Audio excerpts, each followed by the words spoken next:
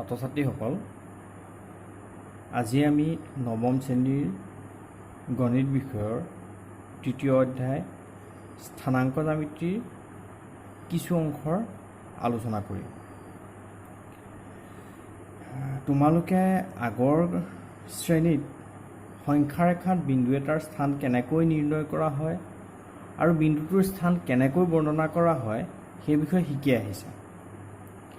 এতিয়া এনেকুৱা ধৰণৰ কিছুমান পৰিৱেশ আছে যিবিলাকত এটা বিন্দু উলিয়াবলৈ তাৰ অৱস্থান এডালতকৈ বেছি ৰেখাৰ সাপেক্ষে বুজাবলগীয়া হয়।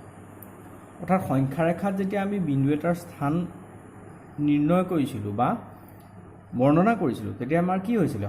অকল এডাল ৰেখাৰ সহায়তে আমি স্থানটো নিৰ্ণয় বা বৰ্ণনা কৰিব পাৰিছিলোঁ। কিন্তু কেতিয়াবা এনেকুৱা কিছুমান পৰিৱেশ আহে য'ত তুমি বিন্দু এটাৰ স্থানটো বৰ্ণনা কৰিবলৈ এডালতকৈ বেছি ৰেখাৰ প্ৰয়োজন হয়। আমি এটা উদাহৰণ লৈ চাওঁ আহা। ধৰা এখন কাগজত এটা বিন্দু দিয়া আছে। এইখন কাগজখনতে এটা বিন্দু দিয়া আছে। এই বিন্দুটোৰ স্থান তুমি কেনেধৰণে ক'বা? কি বুলি ক'ব পাৰা? চোৱা, তুমি এই বিন্দুটো কাগজখিলাৰ ওপৰৰ অৰ্ধত আছে বুলি ক'ব পাৰা। অৰ্থাৎ ওপৰ কাগজখিলাক যদি আমি এনেকৈ সমানে দুটা ভাগ কৰি দিওঁ, তেতিয়াহ'লে সি ওপৰৰ অৰ্ধত আছে বুলি ক'ব পাৰা। বা বিন্দুটো কাগজখিলাৰ বাওঁ দাঁতিৰ সমীপত আছে বুলি ক'ব পাৰা। এইটো হৈ গ'ল কাগজখিলাৰ বাওঁ দাঁতি। আমি কি বুলি ক'ব পাৰোঁ? বিন্দুটো কাগজখিলাৰ বাওঁ দাঁতিৰ সমীপত আছে বুলি ক'ব পাৰোঁ। বা বিন্দুটো কাগজখিলাৰ বাওঁফালে ওপৰৰ পিনে থকা চুকটোৰ অতি ওচৰত আছে বুলি ক'ব পাৰোঁ। বিন্দুটো কাগজখিলাৰ বাওঁফালে ওপৰৰ পিনে থকা চুকটোৰ একেবাৰে ওচৰত আছে বুলি ক'ব পাৰোঁ। কিন্তু এতিয়া চোৱাচোন তুমি কথাটো, তোমালোকে মন কৰা, আমি যে এই তিনিটা ধৰণে ক'লোঁ, তাৰ পৰা বিন্দুটোৰ স্থান সঠিকভাৱে নিৰ্ণয় কৰিব পাৰিবানে?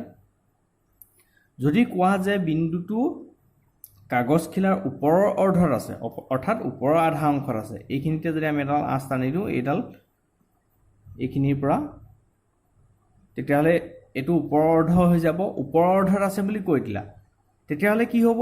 সি এইখিনিতো থাকিব পাৰে, ইয়াতো থাকিব পাৰে, ইয়াতো থাকিব পাৰে, ইয়াতো থাকিব পাৰে, ইয়াতো পাৰে, ইয়াতো পাৰে, ইয়াতো পাৰে, বা ইয়াতো থাকিব পাৰে।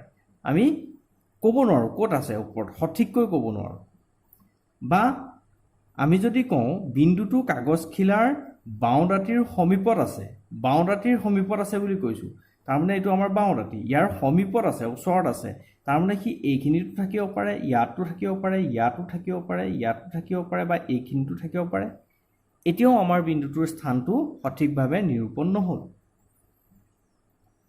বা তুমি যদি কোৱা বিন্দুটো কাগজখিলাৰ বাওঁফালৰ ওপৰ পিনে থকা চুকটোৰ অতি ওচৰত আছে, বাওঁফালৰ ওপৰ পিনে থকা চুক কোনটো? এইটো, ইয়াৰ অতি ওচৰত আছে, তেতিয়াহ'লে এই বিন্দুটো এইখিনিতো থাকিব পাৰে, এইখিনিতো থাকিব পাৰে, বা এইখিনিতো একেবাৰে চুকটোৰ ওচৰতো থাকিব পাৰে।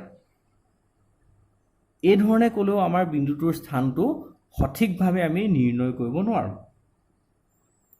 কিন্তু তুমি যদি কোৱা বিন্দুটো বাওঁ দাঁতিৰ পৰা প্ৰায় 5 চেণ্টিমিটাৰ আঁতৰত আছে, ধৰা মই বিন্দুটো এইখিনিলৈ লৈ আহিলোঁ। এইবাৰ মই বেলেগ এটা চিত্ৰত দেখুৱাইছোঁ। বিন্দুটো এইখিনিত আছিলে, মই ক'লোঁ যে বিন্দুটো বাওঁ দাঁতিৰ পৰা 5 চেণ্টিমিটাৰ আঁতৰত আছে। ধৰা এই দূৰত্বটো, এইটো বাওঁ দাঁতিৰ পৰা, এই দূৰত্বটো কিমান?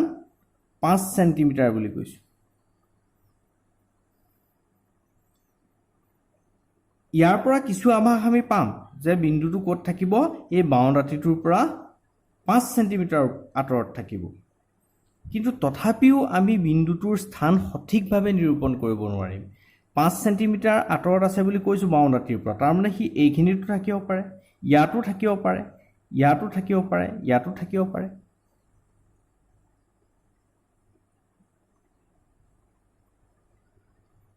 কিন্তু আমি যদি অকণমান ভাবি চাওঁ, তেতিয়াহ'লে চোৱাচোন, এই বিন্দুটোৰ বাওঁ দাঁতিৰ পৰা 5 চেণ্টিমিটাৰ ওপৰত আছে, আঁতৰত আছে। ঠিক একেধৰণে এই তলৰ যিটো দাঁতি, তলৰ দাঁতিৰ ৰেখাডালৰ পৰা অকণমান জুখি চোৱাচোন, ইয়াৰ পৰা এটা নিৰ্দিষ্ট দূৰত্বত ধৰা 10 চেণ্টিমিটাৰ, 10 চেণ্টিমিটাৰ দূৰত্বত আছে। এতিয়া চোৱাচোন, এতিয়া বিন্দুটোৰ স্থানটো সঠিকভাৱে আমি ক'ব পাৰিমনে?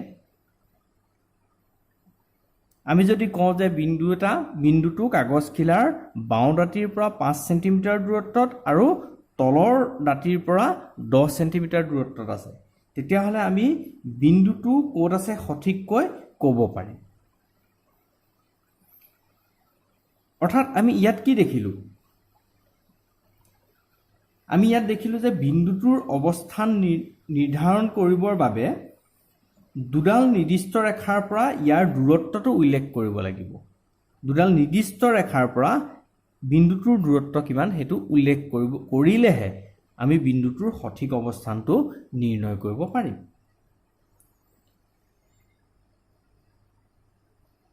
অৰ্থাৎ সেই কথাখিনিকে যদি আমি এনেকুৱা ধৰণেও ক'ব পাৰোঁ যে বিন্দুটোৰ অৱস্থান জানিবলৈ আমাক দুটা স্বতন্ত্ৰ তথ্যৰ প্ৰয়োজন হ'ব। তথ্যবোৰ কি কি? সি দুটা দাঁতিৰ পৰা কিমান দূৰত্বত থাকিব সেই তথ্য দুটা আমাক প্ৰয়োজন হ'ব। সেই তথ্য দুটা জানিলেহে আমি বিন্দুটোৰ অৱস্থানটো সঠিকভাৱে নিৰূপণ কৰিব পাৰিম। এতিয়া আমি আসনৰ নক্সা কাৰ্যটো কৰি চাওঁচোন আহা। ধৰা তোমালোকৰ শ্ৰেণীকোঠাত সকলো ডেস্ক একেলগে হৈ বহাৰ স্থানৰ নক্সা আঁকিব লাগে। তোমালোকৰ শ্ৰেণীকোঠাত ডেস্ক বেঞ্চবিলাক কি হয়? ডেস্কবিলাক দূৰে দূৰে থাকে, কিন্তু আমি কি কৰিছোঁ? গোটেই ডেস্কবিলাকক একেলগ কৰি পেলাইছোঁ। ইয়াত কিছুমান এনেকুৱা ধৰণে আমি সজাইছোঁ। এই প্ৰত্যেকটো বৰ্গই কি বুজাইছে? এখন এখন ডেস্কক সূচিত কৰিছে। এই ধৰণে সজালোঁ। আমি কি কৰিলোঁ চোৱা, এনেকৈ 7টা শাৰী কৰিলোঁ। 1 2 3 4 5 6 7 7টা শাৰী কৰিলোঁ আৰু 10টা স্তম্ভ কৰিলোঁ। এতিয়া ধৰা তুমি সপ্তম স্তম্ভৰ পঞ্চম শাৰীত বহি আছা। অৰ্থাৎ এই চিত্ৰত যোনটো মই অকণমান ৰং কৰি দিছোঁ, দেখিছানে? এই ডেস্কখনত তুমি বহি আছা। তেন্তে তোমাৰ স্থানটোক মই কেনেকৈ বুজাব পাৰিম চোৱা। তোমাৰ স্থানটো কি হ'বগৈ? তোমাৰ স্থানটো হ'ব কি? তুমি ক'ত বহি আছা? সপ্তম স্তম্ভৰ 7 আৰু পঞ্চম শাৰী 1 2 3 4 5 পঞ্চম শাৰী। গতিকে তোমাৰ স্থানটোক মই কেনেকুৱা ধৰণে বুজাম? 7,5 সৰু বন্ধনীৰ ভিতৰত মই 7,5 এই ধৰণে তোমাৰ স্থানটো বুজাম। ধৰা তোমালোকৰ ক্লাছৰে সমুদ্ৰ চতুৰ্থ স্তম্ভৰ তৃতীয় শাৰীত বহি আছে।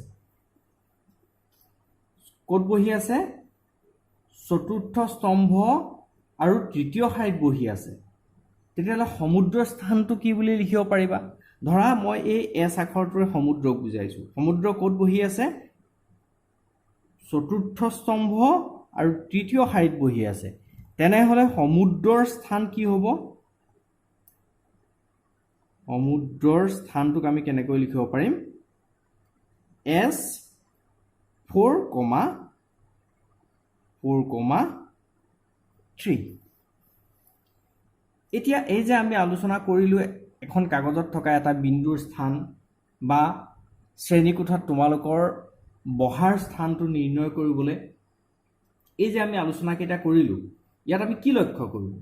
দেখিলোঁ যে যিকোনো এটা এখন সমতলত থকা যিকোনো এটা বাস্তৱ অৱস্থান দুডাল পৰস্পৰ লম্ব ৰেখাৰ সহায়ত প্ৰকাশ কৰিব পাৰি। এই বিন্দুটোৰ ক্ষেত্ৰত কি হৈছে চোৱা, এই যে আমি বিন্দুটোৰ স্থান উলিয়াইছোঁ, বিন্দুটোৰ ক্ষেত্ৰত কি হৈছে? তলৰ ৰেখাডালৰ পৰা বিন্দুটোৰ দূৰত্ব আৰু বাওঁ দাঁতিত থকা ৰেখাডালৰ পৰা বিন্দুটোৰ দূৰত্ব আমি জানিলতহে তাৰ স্থানটো নিৰ্ণয় কৰিব পাৰিছোঁ। ঠিক একেধৰণে আসনৰ নক্সাৰ ক্ষেত্ৰত স্তম্ভৰ সংখ্যা আৰু শাৰীৰ সংখ্যা আমাৰ বাবে প্ৰয়োজনীয় এই স্থানটো তুমি কোনখন আসনত বহি আছা, সমুদ্ৰ কোনখন আসনত বহি আছে, সেই স্থানকেইটা জানিবলৈ হ'লে, সঠিককৈ জানিবলৈ হ'লে আমাক কি লাগিব? স্তম্ভৰ সংখ্যা আৰু শাৰীৰ সংখ্যাটো লাগিব। তেতিয়াহে আমি সঠিকভাৱে আসনৰ স্থানটো উলিয়াব পাৰিম। এই যে ধাৰণাটো কেনেকৈ আমি এটা সমতল এখনত থকা বিন্দু এটাৰ স্থান নিৰ্ণয় কৰিব পাৰোঁ, এই ধাৰণাটোৰ সুদূৰ প্ৰসাৰী এটা প্ৰভাৱ আছে। আৰু এই ধাৰণাই স্থানাংক জ্যামিতি নামৰ গণিতৰ এটা গুৰুত্বপূৰ্ণ শাখাৰ সৃষ্টি কৰিলে। আমি এই অধ্যায়ত স্থানাংক জ্যামিতিৰ কিছুমান প্ৰাথমিক ধাৰণাৰ বিষয়ে আলোচনা কৰিম। স্থানাংক জ্যামিতিৰ এই শাখাটো পোনতে বিকাশ ঘটাইছিল ৰেনে ডেকাৰ্টে নামৰ ফৰাচী দাৰ্শনিক আৰু গণিতজ্ঞ এজন।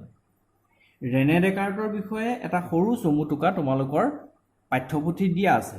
তোমালোকে তেওঁৰ বিষয়ে তোমালোকৰ পাঠ্যপুথিৰ পৰা পঢ়ি অকণমান জানিবলৈ যত্ন কৰিবা। এতিয়া আমি আহোঁ অনুশীলনী 2.1 প্ৰথম প্ৰশ্নটোলৈ। প্ৰথম প্ৰশ্নটোত কি কৈছে চোৱা, তোমাৰ পঢ়া মেজৰ ওপৰত থকা চাকিটোৰ অৱস্থান আন এজনক কেনেকৈ বৰ্ণনা কৰিবা? ধৰা এইখনেই তোমাৰ পঢ়া মেজখন আৰু ইয়াতে তোমাৰ চাকি এটা আছে। এই চাকিটোৰ অৱস্থানটো তুমি তোমাৰ লগৰ কোনোবা এজন বন্ধু বা বান্ধৱীক বৰ্ণনা কৰিব খুজিছা। ধৰি ল'লো এই টেবুলখন, মেজখন এখন সমতল আৰু মেজখনৰ আমি দুটা লম্ব দাঁতি বাছি ল'লোঁ। এইটো দাঁতি বাছি ল'লোঁ আৰু এইটো দাঁতি বাছি ল'লোঁ। এতিয়া এইটো দীঘল দাঁতিটোৰ পৰা আমি চাকিটোৰ দূৰত্বটো জুখিলোঁ। ধৰা হ'ল এই দূৰত্বটো 20 চেণ্টিমিটাৰ। ঠিক একেধৰণে আমি এই চুটি দাঁতিটোৰ পৰা চাকিটোৰ দূৰত্ব জুখিলোঁ। ধৰা হ'ল এইটো পালোঁ আমি 35 চেণ্টিমিটাৰ।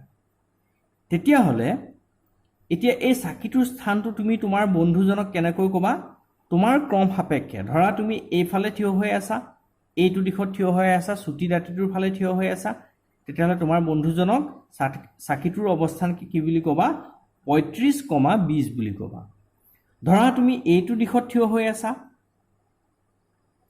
মেজখনৰ দীঘল দাঁতিটোৰ ফালে থিয় হৈ আছা, তেতিয়াহ'লে তোমাৰ বন্ধুজনক চাকিটোৰ অৱস্থান কি বুলি ক'বা? 20,35 বুলি ক'বা।